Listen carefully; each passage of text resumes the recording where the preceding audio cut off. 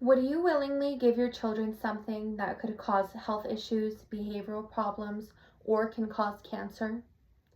I'm assuming most parents would say no, especially if it is something that is not required for them to be consuming.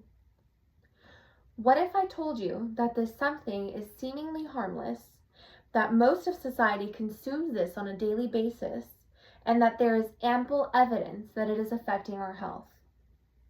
Today, we will be discussing why artificial food coloring should be banned. My primary reasonings would be due to the health conditions caused or exacerbated by food dyes, the environmental impact food dyes have on the earth, and healthier alternatives to food dyes. Let's begin by talking about how artificial food dyes can affect your health. Artificial food dyes simply are not good for you and do not make any kind of positive impact besides looking appealing to the eye. According to Dr. Eugene Arnold at The Ohio State University in How Food Dyes Affect Children, quote, "The average person in the United States drinks and eats 5 times as much food dye compared to what was consumed in 1955, end quote. It doesn't take a doctor or a researcher telling us this to understand that this is our reality, as anyone can see that the amount of processed foods that we consume with dye is an unprecedented amount.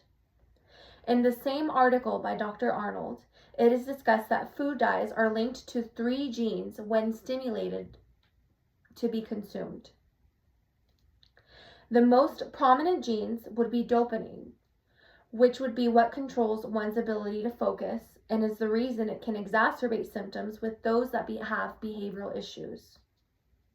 While it cannot cause specific behavioral conditions, it still causes hyperactivity in those undiagnosed with any conditions. It is also explained by the Center for Science in the Public Interest 2022 article by Adrian Crezo that artificial food dyes are recognized as a carcinogen, which essentially is a fancy word for cancer-causing, and essentially a carcinogen is a product or substance that mutates our DNA. The FDA has gone as far as to ban certain dyes in drugs or cosmetic items, yet it is still allowed to be orally ingested through the means of food.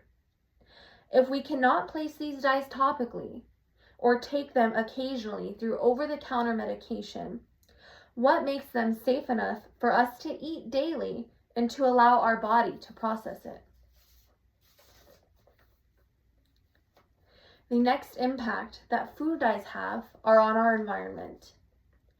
Food dyes have not only an impact on those that consume it, but also on anyone on Earth, as it contributes to a negative environmental impact. As we progress as a society, it is important to recognize that we need to be taking care of our environment.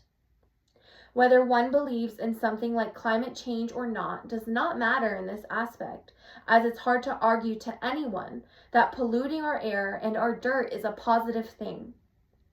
In lower income countries where majority of the world's factories that create these food dyes are located, they don't have as strong of rules or regulations as the United States. Companies are not mandated to the same degree to be wary of how they dispose of the food dyes, and the water used for the dyes are put back into our water systems, which affects wildlife and agriculture. All of the information presented regarding environmental effects of dyes is thanks to the Physics Organization by the University of Bath. They also state that we do not currently have the technology to fully remove all of the dye substances from the water used to create the dye. Now that we know of the physical implications of food dyes to our bodies as well as to the earth, our last topic of discussion will be alternatives to food dyes. When we are talking about food dyes, there are realistically only 2 alternatives to the popular method of food dyes. The first alternative would be to eliminate them from food in general, as dyes do not impact the preservation of food or flavor of food and only serve as an attribute that attracts the eye. Due to marketing purposes and general capitalism around the world, it is hard to imagine companies or businesses fully vetoing food dyes. This is where natural food dyes come in. We, of course, have naturally occurring and biodegradable colored substances on Earth, such as fruits, vegetables, or certain rocks and minerals. Although it may be more costly to produce, it will be beneficial to those that consume the products and create the products. Consumers will feel safer knowing their food is colored naturally. And on the other side of the coin, companies will reap the rewards of having their processed foods deemed as healthy. Today, we discuss the physical and environmental implications of consuming food dyes, as well as healthier alternatives to said dyes. Although artificial food coloring has a strong visual appeal, its true effects may leave you with a darker perspective on what it means to consume food dyes. The next time you reach for a brightly colored snack or hand one to your peers and children, ask yourself if it is worth it. With enough knowledge and determination, we the people can create a safer future for ourselves and the next generations to come. Thank you.